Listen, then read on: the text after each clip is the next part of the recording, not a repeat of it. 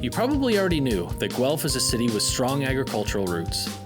But what you might not know is that for a city our size, we have a truly exceptional restaurant culture.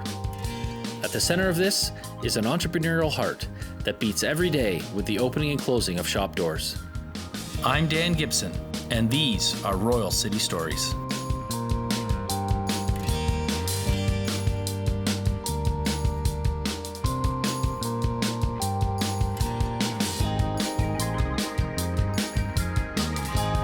Today, I'm visiting with Jared and Miki Ferrall to hear their story about the Crafty Ramen noodle bar and why they chose to make Guelph their home.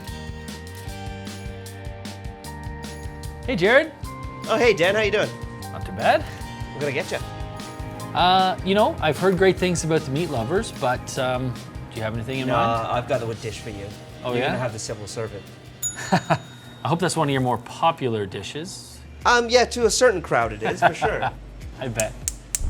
So what's the story behind your shop, Crafty Ramen? Why Guelph? And what made you decide to open up your own restaurant?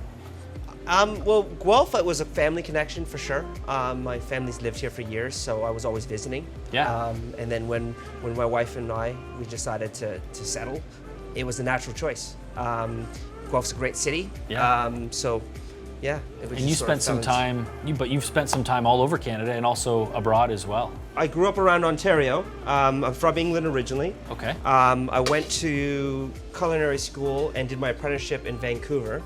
And then after that, I moved to Japan with my wife. So Okay. that's when I really fell in love with ramen. Was Right. working over there. Because it's sort of like the everybody's food. Sure, Hey, sure. Have you met Dan? No, I Hi. don't think so. How you doing, Miki? Hi, good. Nice Yeah. to meet you. Thank you for hosting tonight. Oh, you're welcome. Yeah. So what do you have in here? What do you have? I am having, your husband suggested the civil servant. Yeah, that's one of the very good one. Oh, that's good. I was just asking him, is it popular or not? Yeah, it's very popular. Good. So you were telling me, Jared, ramen specifically as a dish in Japan is very, we throw the word authentic around a lot, but it is very personal to the chef that's creating. Yeah, for sure. It's definitely, it's a very regionally driven and individualistic dish. Okay. Mickey actually worked in a ramen shop when she was 16. Oh, really? Yeah. Okay. So you've got a history Yes. with the dish, yeah. So you're making me a dish called the civil servant, which Yeah. is great. Tell me what's in the dish. Well, okay, so there's a bit of a story actually with this dish because the reason it's called a civil servant is one of our regular customers that comes in here works at City Hall. Oh, wow. Okay. So she'd been coming here for like ever since we opened. Right. Her and her friend come in. They both work at City Hall. And if they're watching this episode, they'll know who they are. Oh, absolutely. Claire will know exactly who she was. She Yeah. knows the dish was for her. Very good. Because she'd always get the Tokyo salaryman, Okay. right?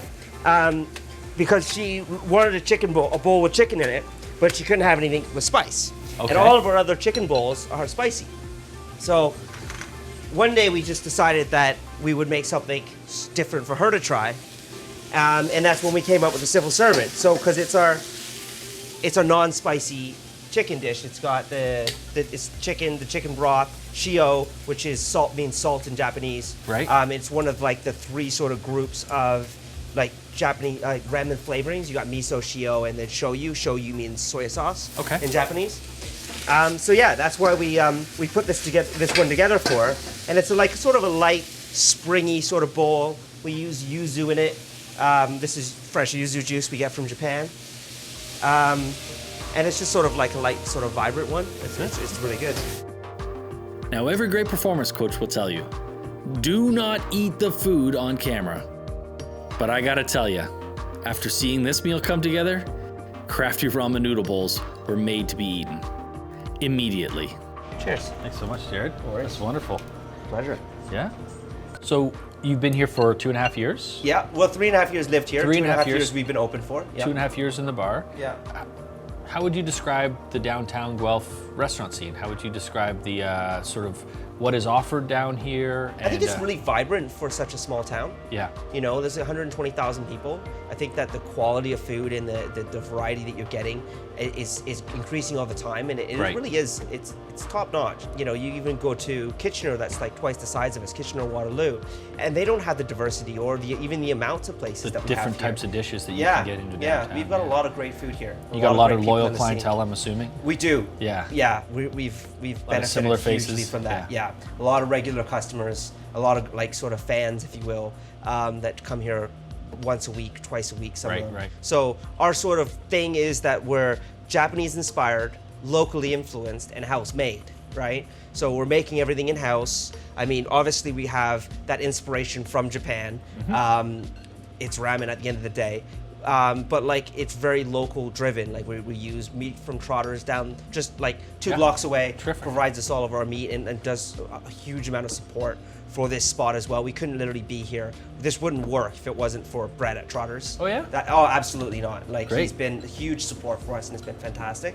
Right. And then what ramen's supposed to be? It's supposed to be from the area that it's in, right? Like you look around here, it doesn't feel, although it definitely feels like a ramen shop, it doesn't feel like a Japanese ramen shop, right? It's a Guelph ramen shop. It's a Guelph ramen shop. Like that, the wood on that wall is literally made, that whole wall is made out of like wood that's been reclaimed from buildings that were torn down around the Wellington area. Well, we also have the connection to Japan through like Sapporo now having bought Sleeman's. So Yeah, there's a lot of that's needed, executives and yeah. stuff like that come over.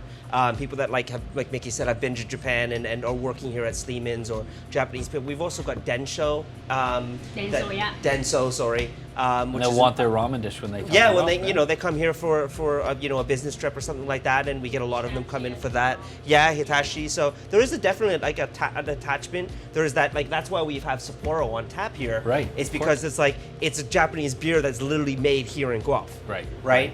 Back to that sort of thing, like it was meant to happen. It just again another thing that sort of clipped. It sort of made sense to open up a ramen shop with a town that had those connections to Right, Japan, right. right? So that was really cool being a part of that and having that connection.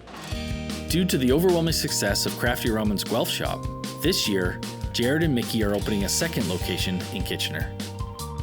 In every corner of our city are entrepreneurs just like Jared and Miki that pour their heart and soul into every plate of food they make. And when they open their doors, they hope you'll enjoy the experience.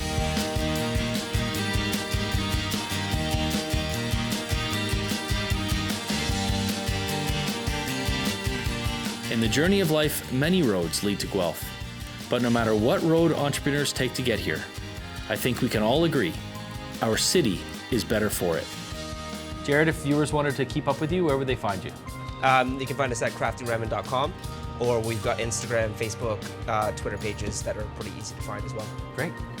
And as a reminder, if you have a great story to tell or know someone with a great Royal City story to tell, send us an email to ideas@royalcitystories.ca, and we'd love to hear from you. We'll see you next time. Coming soon on Royal City Stories. I tour the Spring Mill Distillery with my friend Adam Stewart from Chestnut Park West Realty. Proprietor Cooper Sleeman shares with us about the history of the building, as well as what secret they found buried under the floor of the Ward Bar.